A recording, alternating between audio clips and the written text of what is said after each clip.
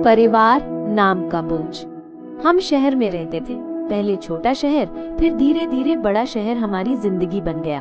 पढ़ाई, दोस्त, सोच, सब कुछ वहीं ढल गया। गांव जाना सिर्फ त्योहारों पर होता था, 2-4 दिन औपचारिक मुलाकातें और फिर वापस शहर। गांव में पैतृक घर था, जहाँ चाचा चाची और उनके बच्चे रहते थे। हम उनके लिए हमेशा शहर वाले ही रहे। फिर एक दिन पापा की रिटायरमेंट हो गई और जिंदगी ने वो मोड़ लिया जिसके लिए हम तैयार नहीं थे। शहर छोड़कर हमें स्थायी रूप से गांव आना पड़ा। जिस गांव में हम मेहमान बनकर आते थे, वहीं अब हमें जीना था। गांव में सब कुछ वैसा ही था, पर हम नहीं थे। हमें यहाँ कुछ भी अपना नहीं लगा। सुबह की आवाजें, लोगों की नजरें, हर बात में दखल, सब अजीब था। हम अक्सर माँ को कहते, मन नहीं लगता यहाँ। भाई चुप रहने लगा, मैं खुद को कमरे में बंद कर लेती। पापा को तो जैसे आदत थी, क्योंकि वो हर महीने आया करते थे। माँ का भी मन नहीं करता था, लेकिन और कोई चारा भी नहीं था। और ऊपर से चाचा चाची का व्यवहार, न ठीक से बात, न अपनापन, बस एक अजीब सी दूरी और आंखों में अलग तरह की चमक। मुझे लगने लगा हम सिर्फ गांव नहीं लौटे हैं, हम किसी और की असहजता में आकर फंस गए हैं। धीरे धीरे हमें समझ आने लगा कि गांव में हमारी छवि कुछ और ही बना दी गई है। चाचा चाची और उनकी बेटी हमारे रिश्तेदारों के घर घंटों बैठते।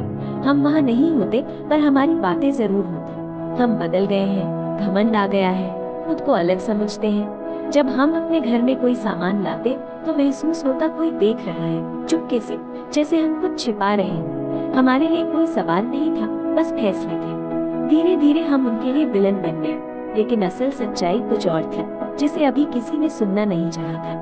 और यहीं से परिवार के नाम पर ढाए जाने वाले बोझ की असल कहानी शुरू हुई।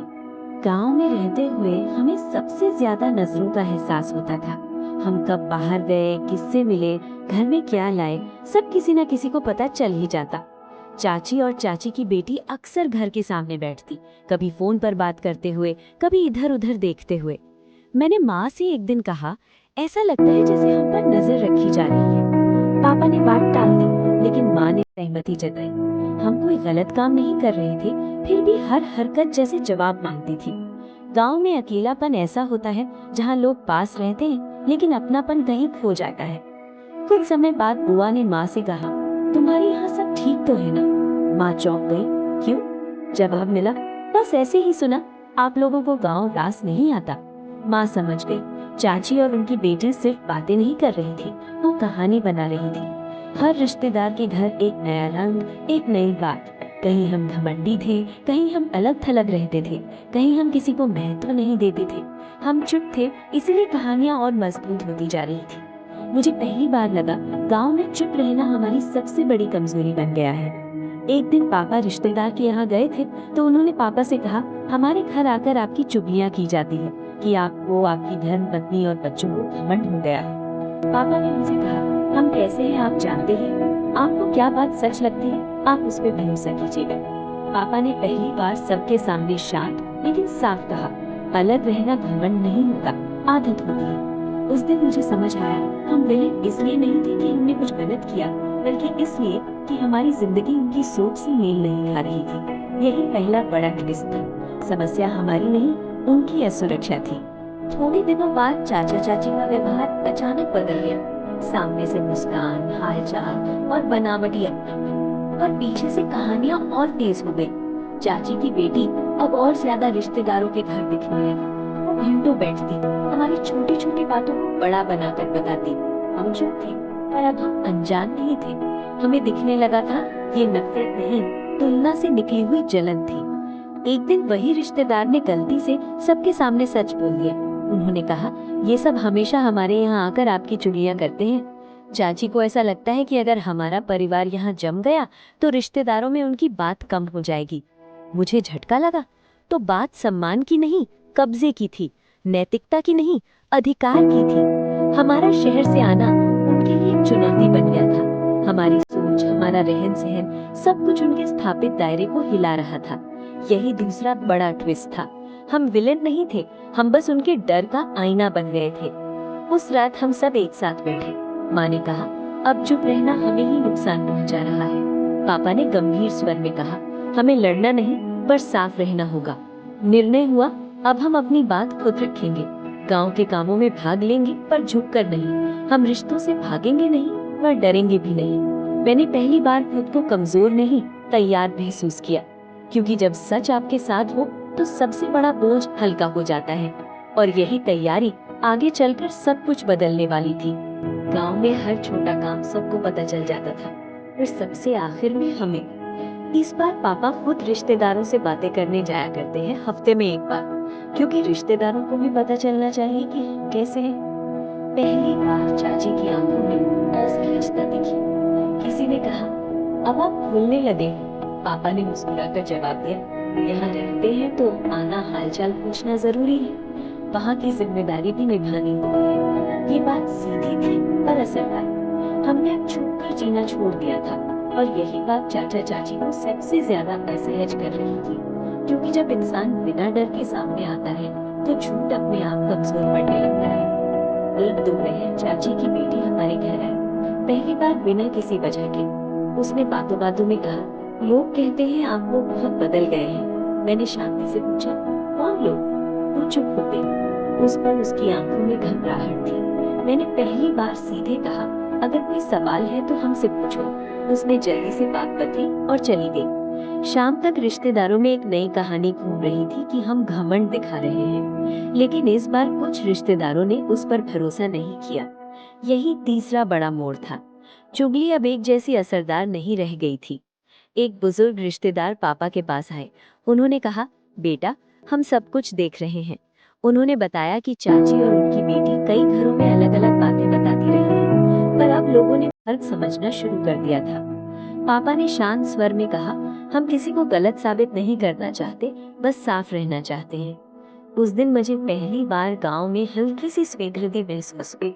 शायद सब नहीं, पर कुछ लोग अब हमें विलन नहीं देख रहे थे। और यही सबसे बड़ा बदलाव था कि सच धीरे धीरे अपनी जगह बना रहा था। सच सामने आने के बाद घर का माहौल पूरी तरह नहीं पर काफी बदल चुका था। अब जब चाची बोलती तो लोग पहले की तरह सिर हिलाकर हाँ नहीं कहते थे।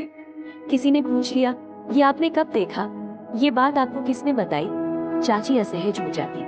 उनकी बेटी अब पहले जितनी आत्मविश्वास से घंटों बैठकर कहानियां नहीं सुना पाती थी। हमने कुछ नहीं किया था, न बहस न आरोप, बस सामने रहना शुरू किया था।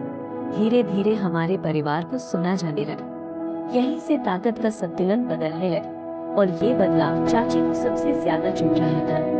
एक शाम चाचा अकेले हमारे घर आए। चाची और उनकी बेटी साथ नहीं थी। उन्होंने पापा से कहा, शायद कुछ बातें ज्यादा हो गई। ये वाक्य माफी नहीं था पर स्वीकार था। पापा ने कोई ताना नहीं दिया, बस इतना कहा, हम यहाँ लड़ने नहीं आए हैं। मैं अंदर से सब सुन रही थी। मेरे मन में कोई जीत का भाव नहीं था, बस ये सुकून था कि अब हमें खुद को साबित नहीं करना पड़ रहा। चाचा जाते जाते बोले, लोग अब हमसे भी सवाल करने लगे हैं। यही असली मोड़ था, जहाँ चुगली करने वालों को पहली बार अपने ही शब्दों का वजन महसूस हुआ।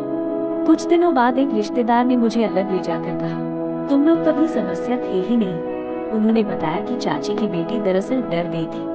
डर इस बात से कि पढ़े लिखे शहर में पले लोग गांव में अपनी जगह बना लेंगे और उनकी बिना सवाल की सत्ता कमजोर पड़ जाएगी। यही असली सच था।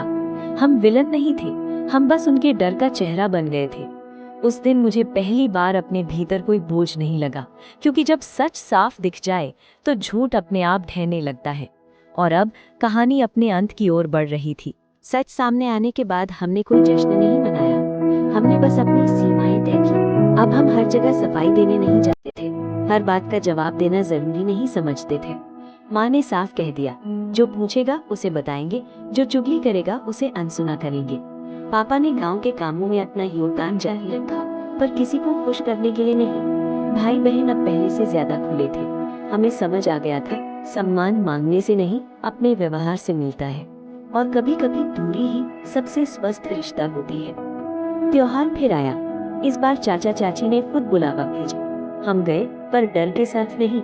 मुलाकात औपचारिक थी, न ज्यादा अपनापन न ज्यादा कड़वाहट। चाची ज्यादा नहीं बोली, उनकी बेटी हमारी ओर नजर मिलाने से बचती रही। मैंने महसूस किया, रिश्ते टूटे नहीं है, बस उनकी जगह बदल गई है। अब हम नाम के बोझ से नहीं, अपनी शर्तों पर रिश्ता निभा रहे थे, और यही सबसे बड़ा बदलाव था। आज जब मैं पीछे मुड़कर देखती हूँ तो समझ आती है कि हम गाँव आए थे घर बसाने, पर झूठ बोले नहीं। परिवार नाम से नहीं बनता, साथ से बनता है।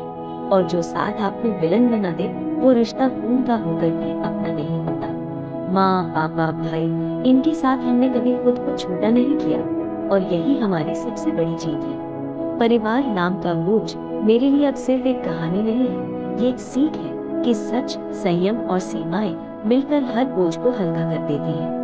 कहानी का संदेश, मोरल: परिवार वही होता है जो आपको चुप न करे, जो आपको विलन न बनाए, और जो आपको अपने होने का बोझ महसूस न कराए। दोस्तों, उम्मीद करती हूँ कि आपको हमारी कहानी पसंद आई होगी। अगर कहानी पसंद आई हो तो वीडियो को लाइक करें, चैनल पर नए हैं तो चैनल को सब्सक्राइब करें, और हाँ, नोटिफिकेशन बेल को जरूर दबाएं ताकि अगली अपडेट आपको सबसे पहले मिले। और कमेंट करके बताएं कि अगली कहानी किस टॉपिक पर आधारित होनी चाहिए।